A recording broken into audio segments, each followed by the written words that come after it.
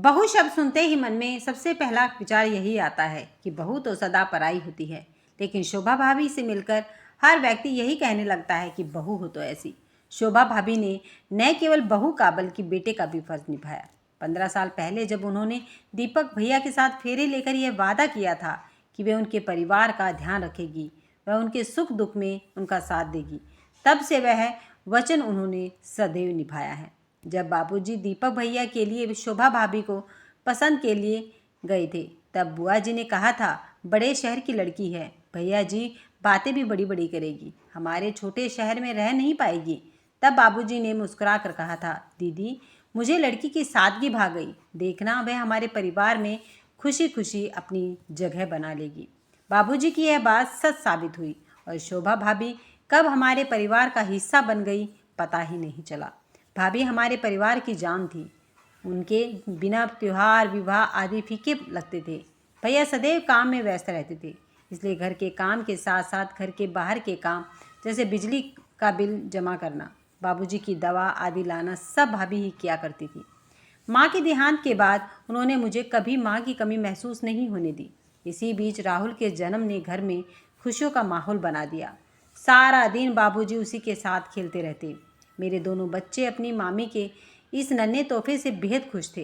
वे school से आते ही राहुल से मिलने की जिद करते थे। मैं जब भी अपने पति दिनेश के साथ अपने मायके जाती तो भाभी न दिन देखती न रात, बस सेवा में लग जाती। इतना लाड तो माँ भी नहीं करती थी। एक दिन बाबूजी का फ़ोन आया और उन्होंने कहा, शालिनी दिनेश को लेकर फ़ौरन चलिया, बेटी शोभा को तेरी ज़रूरत है। मैंने तुरंत दिनेश को दुकान से बुलवाया और हम दोनों घर के लिए निकल पड़े। मैं सारा रास्ता परेशान थी कि आखिर बाबूजी ने इस समय हमें क्यों बुलाया और भाभी को मेरी ज़रूरत है ऐसा क्यों कहा। मन में सवाल लेकर जैसे ही घर पहुंची तो देखा कि बाहर टैक्सी खड़ी और दरवाजे पर 2 बड़े सूटकेस रखे थे। कुछ समझ नहीं आया कि क्या हो रहा है। अंदर जाते ही देखा कि बाबूजी परेशान बैठे थे और भाभी चुपचाप मूर्ति बनकर खड़ी थी। भैया गुस्से में आए और बोले, उफ, तो अब अपनी वकालत के लिए शोभा ने आप लोगों को बुलाया है। भैया के ये बोल दिल में तीर की तरह लगे। तभी दिनेश बोले, क्या हुआ भैया, आप सब इतने परेशान क्यों हैं। इतना सुनते ही भाभी फूट फूट कर रोने लगी। भैया ने गुस्से में कहा, कुछ नहीं दिनेश, मैंने अपने जीवन में एक महत्वपूर्ण फैसला लिया है जिससे बाबूजी सहमत नहीं हैं। मैं विदेश जाना चाहता हूँ। वहाँ बहुत अच्छी नौकरी मिल रही है, रहने को मकान व गाड़ी भी। यह तो बहुत अच्छी बात है भैया, दिनेश ने कहा। दिनेश कुछ और कह पाते तभी भैया बोले, मेरी बात अभी पूरी नहीं हुई दिनेश। मैं अब अपना जीवन अपनी पसंद से जीना चाहता हूँ, अपनी पसंद के जीवन साथी के साथ। यह सुनते ही मैं और दिनेश हैरानी से भैया को देखने लगी। भैया ऐसा सोच भी कैसे सकते थे। भैया अपने दफ्तर में काम करने वाली नीला के साथ घर बसाना चाहते थे। शोभा मेरी पसंद कभी थी ही नहीं। बाबूजी के डर के कारण मुझे यह विवाह करना पड़ा, परंतु कब तक मैं इनकी खुशी के लिए अपनी इच्छाएं दबाता रहूँगा। मैं बाबूजी के पैरों पर गिरकर रोती हुई बोली, बाबूजी आप भैया से कुछ कहते क्यों नहीं हैं। इनसे कहिए ऐसा ना करें, रोकिए इन्हें। बाबूजी रोक लीजिए। चारों ओर सन्नाटा छा गया। काफ़ी सोचकर बाबूजी ने भैया से कहा, दीपक यह अच्छी बात है कि तुम जीवन में सफलता प्राप्त कर रहे हो, पर अपनी सफलता में तुम शोभा को शामिल नहीं कर रहे हो, यह गलत है। मत भूलो कि तुम आज जहाँ हो वहाँ पहुँचने में शोभा ने तुम्हारा भरपूर साथ दिया। उसके प्यार और विश्वास का यह इनाम मत दो उसे, वह मर जाएगी। कहते हुए बाबूजी की आंखों में आंसू आ गए। भैया का जवाब तब भी वही था और वे हम सबको छोड़कर अपनी अलग दुनिया बसाने चले गए। बाबूजी सदा यही कहते थे कि वक्त और दुनिया किसी के लिए नहीं रुकती। इस बात का आभास भैया के जाने के बाद हुआ। सगे संबंधी कुछ दिन तक घर आते रहे दुख व्यक्त करने, फिर उन्होंने भी आना बंद कर दिया। जैसे तैसे बात फैलती गई, वैसे वैसे लोगों का व्यवहार हमारे प्रति बदलता गया। फिर एक दिन बुआ जी आई और जैसे ही भाभी उनके पाँव छूने लगी, वैसे ही उन्होंने चिल्ला कर कहा, हट बेशरम, अब आशीर्वाद लेकर क्या करेगी। हमारा बेटा तो तेरी वजह से घर छोड़कर चला गया। बूढ़े माँ बाप का सहारा छीन कर चैन नहीं मिला तुझे, अब क्या जान लेगी हमारी। मैं तो कहती हूँ भैया इसे इसके मायके भिजवा दो, दीपक वापस चला आएगा। बाबूजी तुरंत बोले, बस दीदी बहुत हुआ, अब मैं एक शब्द भी नहीं सुनूंगा। शोभा इस घर की बहू नहीं बेटी है। दीपक हमें इसी की वजह से नहीं अपने स्वार्थ के लिए छोड़कर गया है। मैं इसे कहीं नहीं भेजूंगा, यह मेरी बेटी है और मेरे पास ही रहेगी। बुआ जी ने फिर कहा, कहना बहुत आसान है भैया जी, पर जवान बहू और छोटे से पोते को कब तक अपने पास रखोगे? आप तो कुछ कमाते भी नहीं, फिर इन्हें कैसे पालोगे?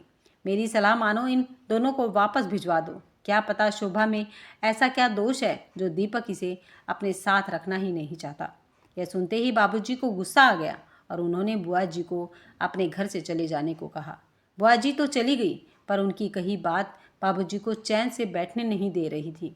उन्होंने भाभी को अपने पास बिठाया और कहा, बस शोभा, आप रोकर अपने आने वाले जीवन को नहीं जी सकती।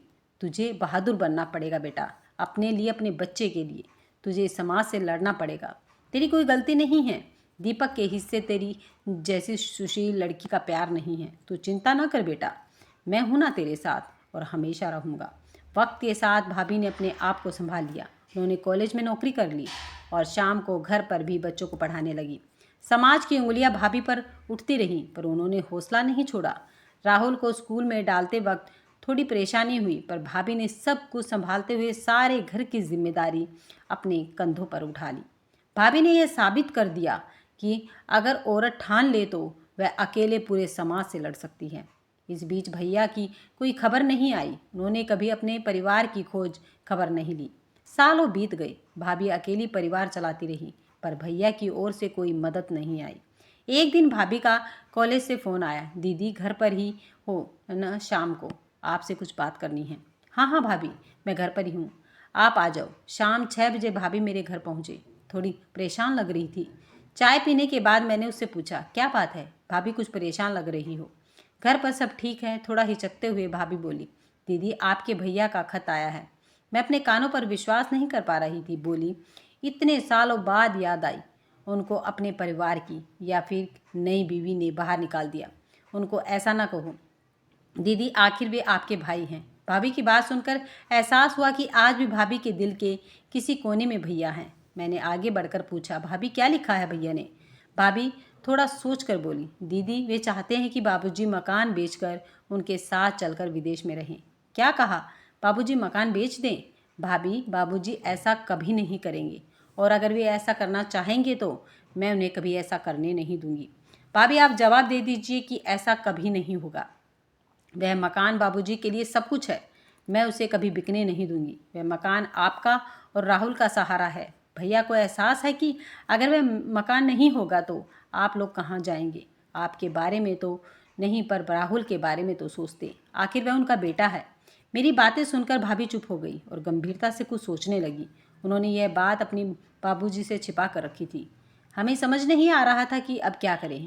तभी दिनेश आ गए और हमें परेशान देखकर सारी बात पूछी। बात सुनकर दिनेश ने भाभी से कहा, भाभी आपको यह बात बाबूजी को बता देनी चाहिए। दीपक भैया के इरादे कुछ ठीक नहीं लग रहे। यह सुनते ही भाभी डर गई। फिर हम तीनों तुरंत घर के लिए निकल पड़े। घर जाकर भाभी ने सारी बात विस्तार से बाबूजी को बता दी।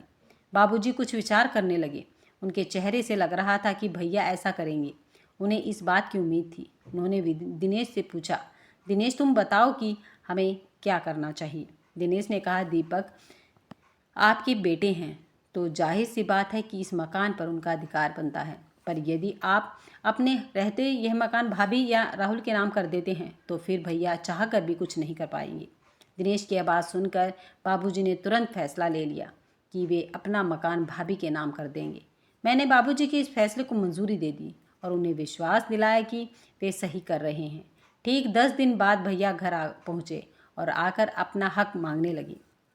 भाभी पर इल्ज़ाम लगाने लगे कि उन्होंने बाबूजी के बुढ़ापे का फ़ायदा उठाया है और धोखे से मकान अपने नाम करवा लिया है। भैया की कड़वी बातें सुनकर बाबूजी को गुस्सा आ गया। वे भैया को थप्पड़ मारते हुए बोले, नालायक, कोई तो अच्छा काम किया होता। शोभा को छोड़कर तूने पहली गलती की और अब इतनी घटिया बात कहते हुए तुझे जरा भी लज्जा नहीं आई। उसने मेरा फ़ायदा नहीं उठाया बल्कि मुझे सहारा दिया। चाहती तो वह भी मुझे छोड़कर जा सकती थी, अपनी अलग दुनिया बसा सकती थी, पर उसने वे जिम्मेदारियां निभाई जो तेरी थी। तुझे अपना बेटा कहते हुए भी मुझे अफसोस होता है। भाभी तभी बीच में बोली, दीपक आप बाबूजी को और दुख मत दीजिए।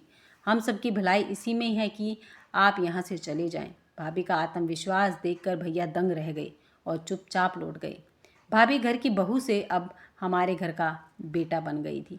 अगर आपको ये कहानी पसंद आई है तो वीडियो को लाइक, शेयर और चैनल को सब्सक्राइब करना मत भूलिएगा।